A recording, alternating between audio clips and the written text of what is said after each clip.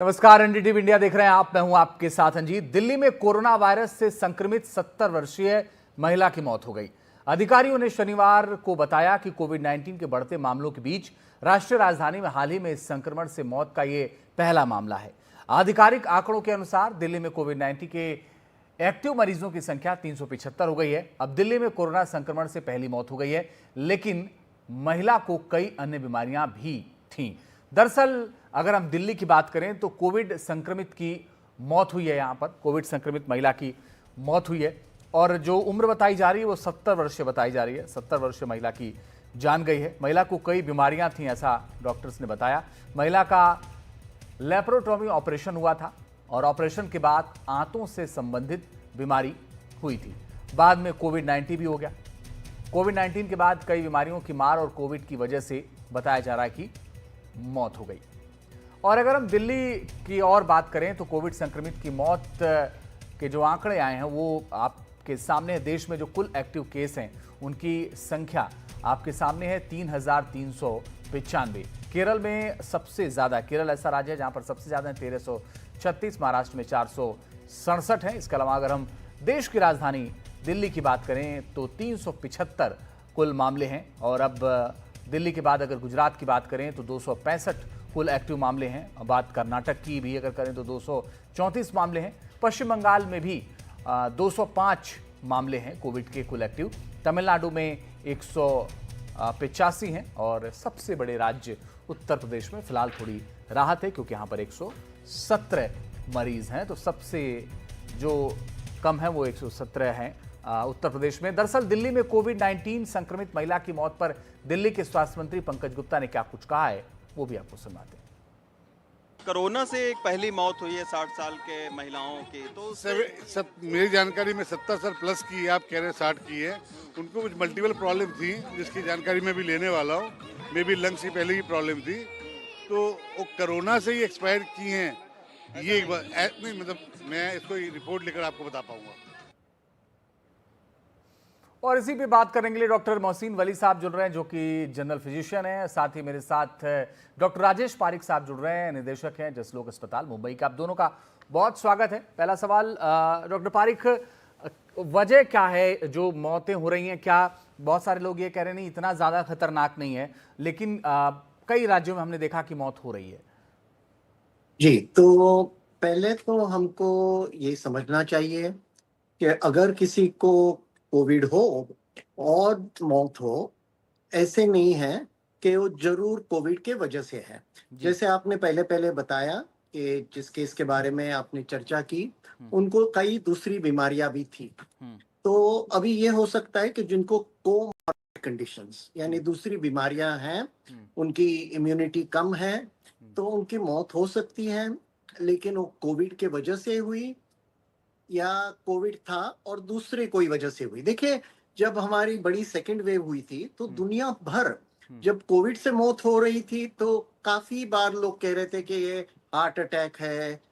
US में कभी कभी ये लोग ऐसे भी बोले कि ये डेंटल कारण है। तो उस समय उल्टा हो रहा था, मौत कोविड से होती थी और जो दूसरी बीमारी इंसिडेंटल थी उसके ऊपर कहा था कि ये इसके वजह से है। तो अभी हमको ये डिफरेंशिएट करना चाहिए कि ये मौत क्यों हुई है। ठीक है, और फिर हम समझ पाएंगे। ठीक है डॉक्टर एम वली, मुश्किल क्या उन लोगों के लिए ज्यादा है जिनको पहले से बीमारियां हैं, या मुश्किल उन लोगों के लिए ज्यादा है जिनकी एज ज्यादा है? देखिए, हम जब कोविड की बात कर रहे थे, डॉक्टर राजेश पारिक भी कर रहे थे, तो उस वक्त हम एक टर्म बोलते थे लॉन्ग कोविड। वो लॉन्ग कोविड अभी भी वैलिड है टर्म और हमको सचेत रहना है। आप जो बात कर रहे हैं हम उन लोगों की कर रहे हैं जिनको हम कोमॉर्बिडिटीज, एक बड़ा टर्म है कोमॉर्बिडिटीज, कहना बहुत आसान है, लेकिन सबसे बड़ी कोमॉर्बिडिटीज जो दिल्ली में है वो कोमॉर्बिडिटी पोल्यूशन की है, जिससे हमारे लंग्स कमजोर हो जाते हैं। And 70 years a good age to live. तो उसके बाद हर सिस्टम प्रभावित होता है। It's a geriatric age and in geriatric age we see cardiac health, we see lung health, we see liver health, and we see other systems health like hypertension, diabetes and fatty liver, whatever. I have kept that in the last.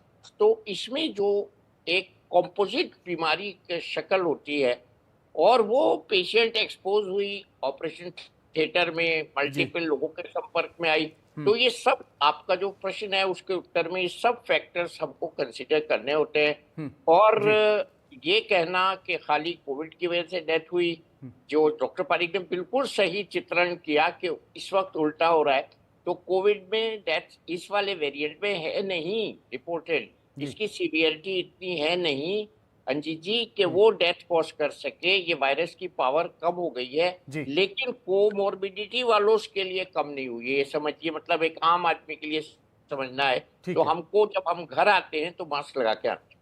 ठीक है, ठीक। Doctor Pareek, Kerala में ही सबसे ज्यादा cases क्यों हैं? इसके पीछे भी कोई वजह है? दो वजह हो सकती है। और जब पहली वेव आई थी तब भी हमने देखा था कि केरल में ज्यादा केसेस थे। इनफैक्ट इंडिया की पहली केस केरल में आई थी। इसके दो वजह हैं। एक तो केरल के लोग दुनिया भर में फैले हुए हैं माइग्रेंट तरफ, तो वहाँ पूरी दुनिया से लोग आते जाते रहते हैं, तो एक कारण हो सकता है। लेकिन दूसरा कारण ये भी है कि केरल की हेल्थ केयर सिस्टम बहुत ही डेवलप्ड है, तो उसमें एक तो टेस्टिंग ज्यादा हो सकता है, लेकिन ये भी हो सकता है कि कोई रेस्पिरेटरी बीमारी से आ जाए, खांसी से आ जाए, तो लोग तुरंत वो व्यक्ति की टेस्टिंग करते हैं और डिटेक्ट होता है। तो ये दोनों कारण हो सकते हैं।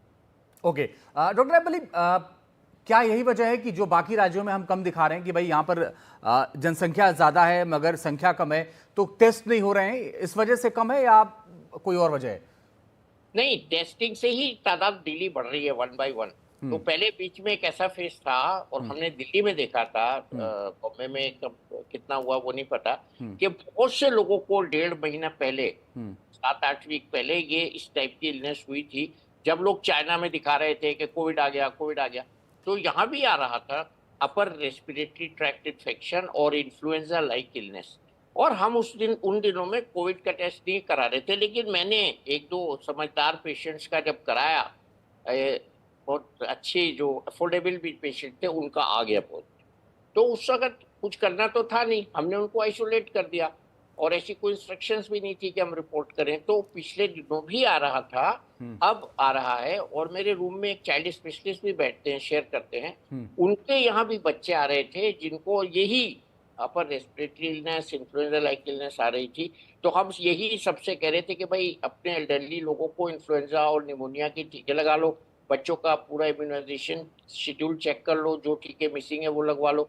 तो this was happening as we are growing up with the test, as very rightly said and pointed out for Kerala, the proportion will increase, and that is the reason, वही रीजन है जो 117 यूपी में आपने भी बताया और मैक्सिमम केरला में बताए। तो मुझे भी यही लगता है जितनी अवेयरनेस आएगी टेस्ट करेंगे, और इससे कोई डरने की बात नहीं है, बिल्कुल नहीं। आंकड़े will go up, figures will go up, so it is not a scary situation, but it is for the government to see and keep a strict vigil कि कोई नया स्ट्रेन तो नहीं कूद पड़ा है बीच में। ये आगे की जो एडमिनिस्ट्रेशन के लोग हैं, गवर्नमेंट के लोग हैं, और वो मैं बड़ी खुशी से ये बात कह रहा हूँ कि हमारी मिनिस्ट्री डे 1 से सेंसिटाइज्ड है, बिल्कुल, और सबको सेंसिटाइज किया हुआ। ठीक है डॉक्टर पारिक, अगर किसी को कोविड हो जा रहा है, बहुत सारे लोगों को हो ही रहा है आसपास बहुत सारे, तो एक तो ये है कि उसको कितना डरने की जरूरत है और तत्काल उसको क्या प्रिकॉशन लेने की जरूरत है? अगर उसको लग रहा है, जैसे अगर शक भी है, वो हो सकता है कि अभी शक हो रहा हो, टेस्ट कल कराना हो उसको, तो क्या प्रिकॉशन लेने की जरूरत है, कितना डरने की जरूरत है?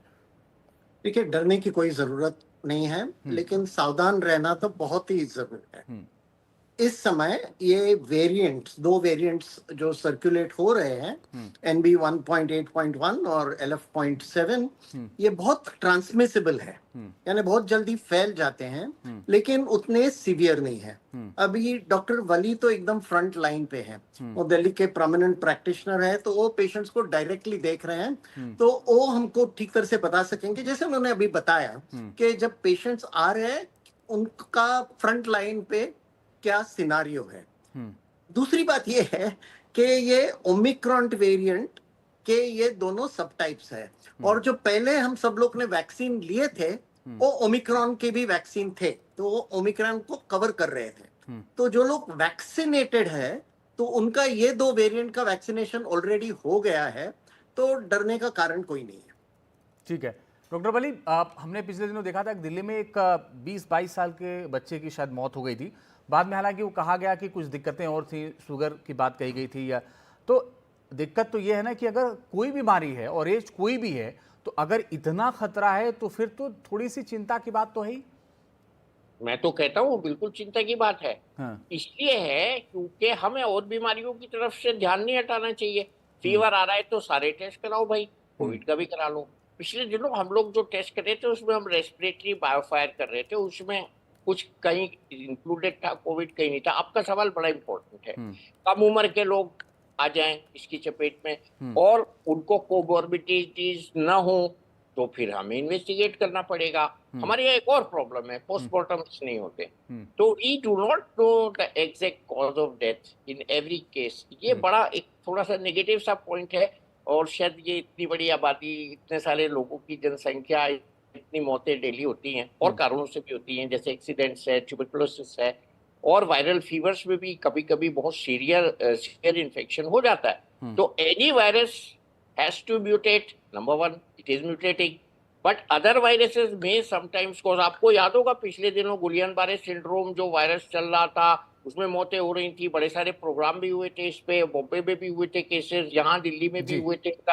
तो ये वायरस जो है it's a very umbrella term, और वायरस कोविड का जो ये वाला चल रहा है वो बहुत ज्यादा हानिकारक या डैमेज करने वाला नहीं है, लेकिन ट्रांसमिसिबिलिटी चूंकि ज्यादा है, इसलिए हमको कोशिश ये करनी है कि हम बैरियर इसका मास्क की शक्ल में प्रोड्यूस करें और सैनिटाइजर लगाएं जी। और मैं सैनिटाइजर रखता हूं अपनी टेबल पे, यूज कर रहा हूं। बहुत अच्छा सर, इससे अच्छा मैसेज जाएगा लोगों को और लोग भी सैनिटाइजर को रखें और सावधानी बरतें। बहुत बहुत शुक्रिया डॉक्टर राजेश पारिक और डॉक्टर एम्बुली हमारे साथ जुड़ने के लिए और उनसे बात करने के लिए। बहुत बहुत शुक्रिया आप दोनों का।